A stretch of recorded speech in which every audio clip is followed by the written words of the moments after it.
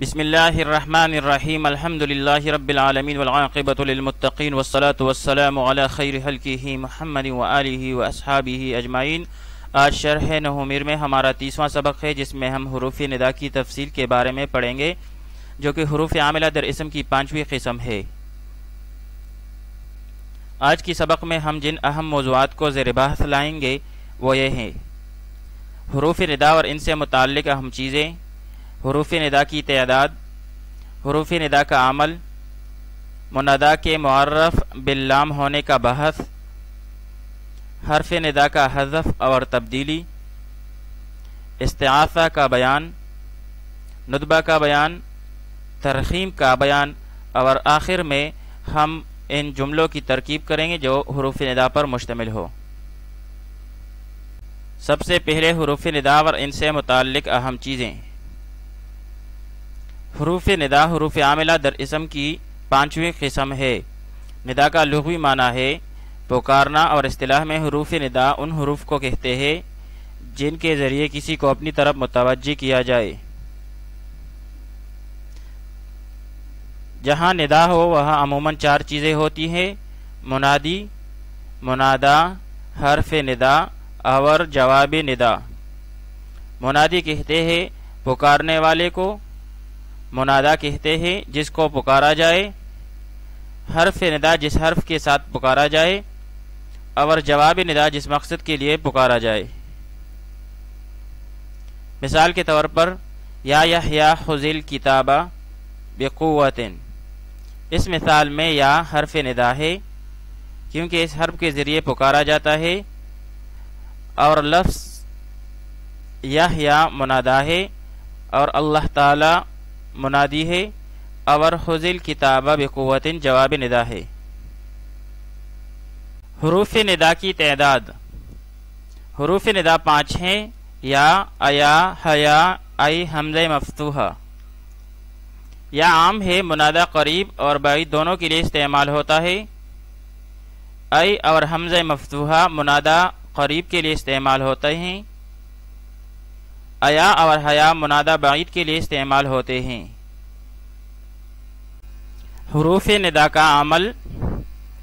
حروف ندا 3 صورتوں میں نصب اور 1 صورت میں رفع دیتے ہیں۔ تفصیل اس کی یہ ہے کہ اعراب کے اعتبار سے منادا کی 4 قسمیں ہیں۔ سب سے پہلی قسم، جب منادا مضاف ہو تو وہ منصوب ہوگا۔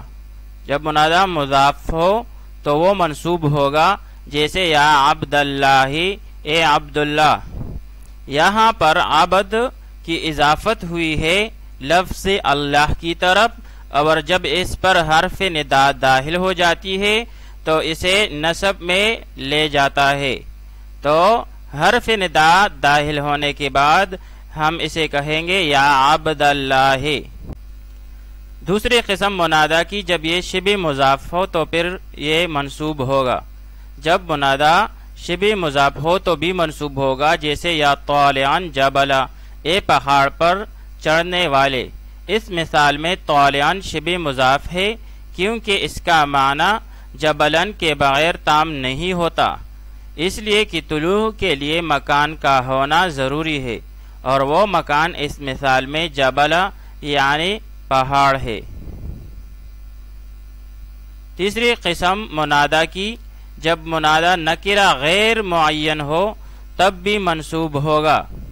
جب منادا نکرہ غیر معین ہو تب بھی منصوب ہوگا، جیسے یا رجلاً خذ بیدی، جب کوئی نابینا کہے، جب کوئی نابینا کہے یا رجلاً، تو یہاں پر رجلاً جو ہے نکرہ ہے لیکن غیر معین ہے، تو اس صورت میں بھی یہ منصوب ہوگا۔ چوتھی قسم منادا کی، جب منادا مفرد معرفہ ہو۔ جب منادا مفرد معرفہ ہو یعنی مضاف اور شبہ مضاف نہ ہو، اور نکرہ غیر معین بھی نہ ہو، پھر چاہے معرفہ ہو یا نکرہ معین ہو، تو منادا علامت رفع پر مبنی ہوگا۔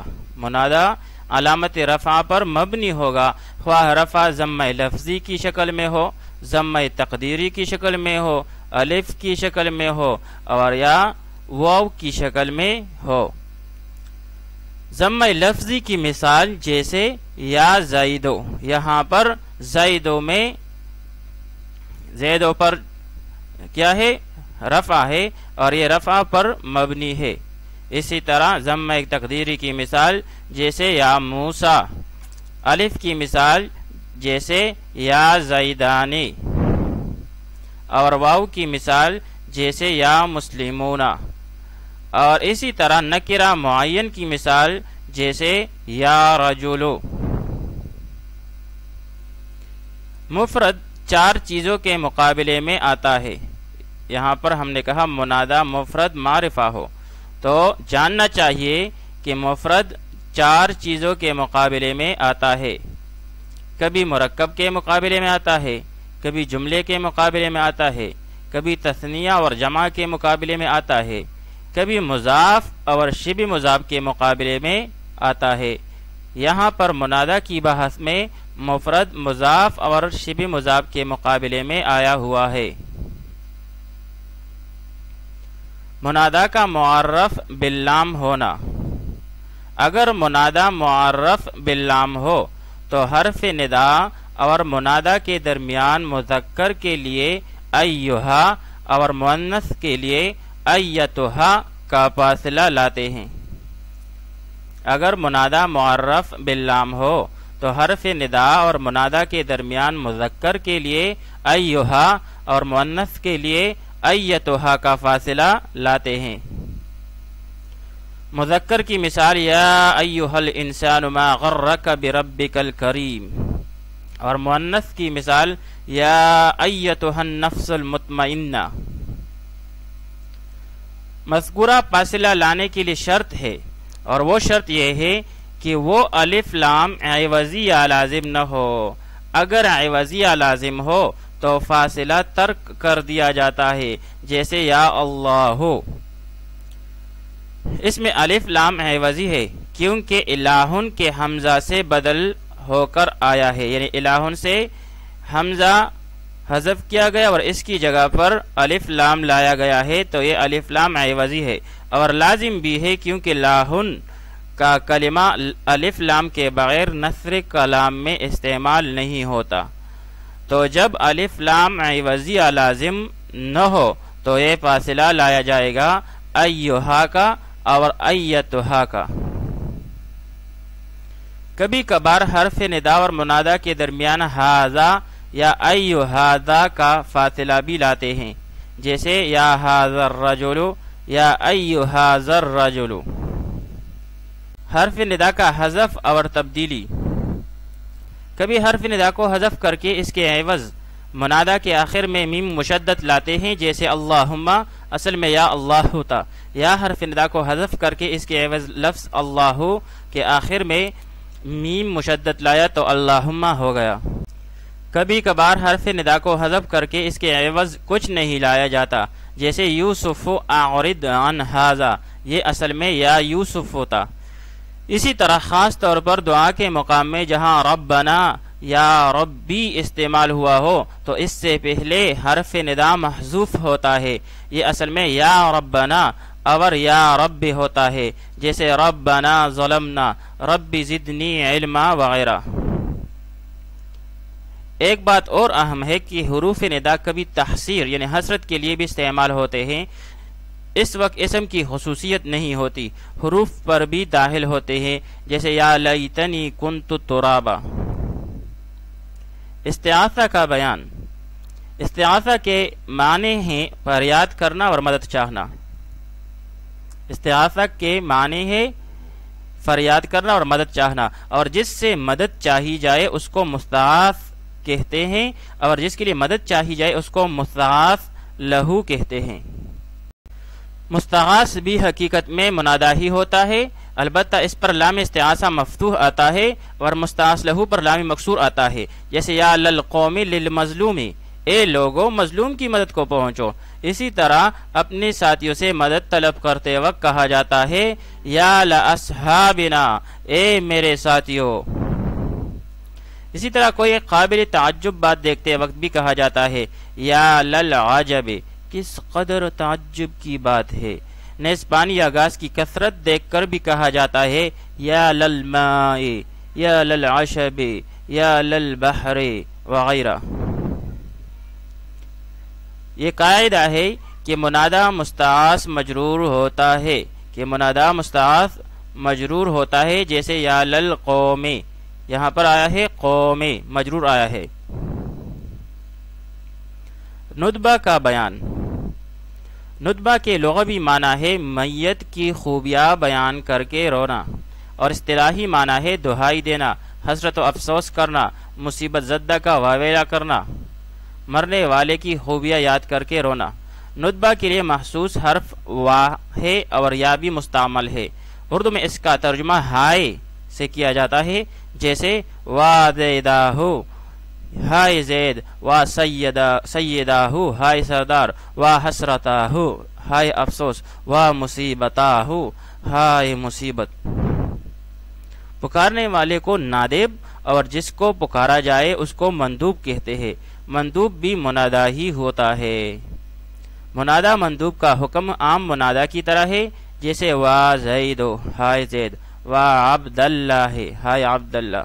اور جب اس کے آخر میں ندبہ کا الف اور آواز لمبی کرنے کے لیے ہا بڑھائی جائے تو مفتوح ہوگا، جیسے یا زیدہ ہو یا وا زیدہ ہو۔ جناب رسول اللہ صلی اللہ علیہ وآلہ وسلم کی وفات سے پہلے عائشہ پر فاطمہ رضی اللہ تعالی عنہا نے کہا تھا وا کرب آباہ، ہائے میرے والد کی بے چینی۔ اسی طرح حضرت عبد الرحمن بن عوف رضی اللہ تعالی عنہ کے جنازے پر حضرت سعد بن ابی وقاص رضی اللہ تعالی عنہ کہتے جاتے وا جبلاہ، وا جبلاہ، ہائے افسوس یہ پہاڑ بھی چل بسا، ہائے افسوس یہ پہاڑ بھی چل بسا۔ ترحیم کا بیان۔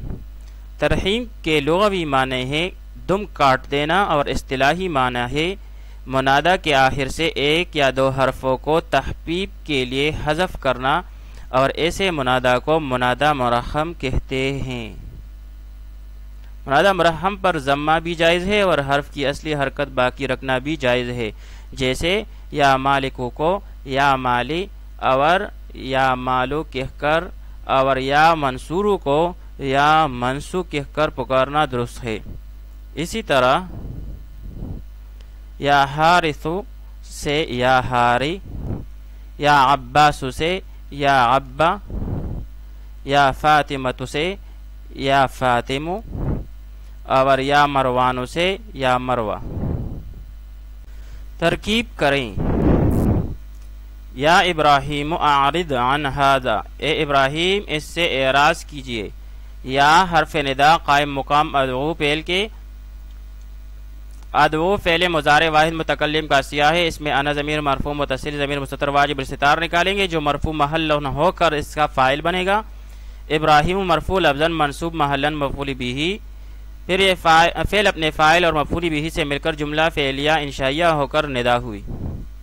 اعرض فعل امر ہے، اس میں انت ضمیر مرفوع متصل ضمیر مستتر واجب الاستتار، اس کا فاعل عن جارہ ھذا مجرور، جار مجرور مل کر متعلق ہوئے اعرض فعل کے ساتھ، فعل اپنے فاعل اور متعلق سے مل کر جملہ فعلیہ انشائیہ ہو کر جواب ندا ہوا۔ یا ایھا النبی حسبک اللہ، اے نبی صلی اللہ علیہ وآلہ وسلم آپ کے لیے اللہ کافی ہے۔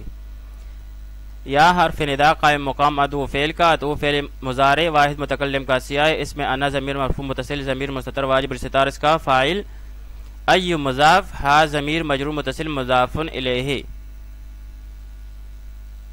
مضاف اور مضاف الیہ مل کر موصوف النبی، صفت موصوف صفت مل کر مرفوع لفظاً منصوب محلاً مفعول بہ ہوا، فعل اپنے فاعل اور مفعول بہ سے مل کر جملہ فعلیہ انشائیہ ہو کر ندا۔ حسب کا، حسب مضاف کا ضمیر مجرور متصل مضاف الیہ، پھر مضاف اور مضاف الیہ مل کر مبتدا ہوا۔ اللہ لفظ اللہ اس کی خبر، مبتدا اپنی خبر سے مل کر جملہ اسمیہ خبریہ ہو کر جواب ندا ہوا۔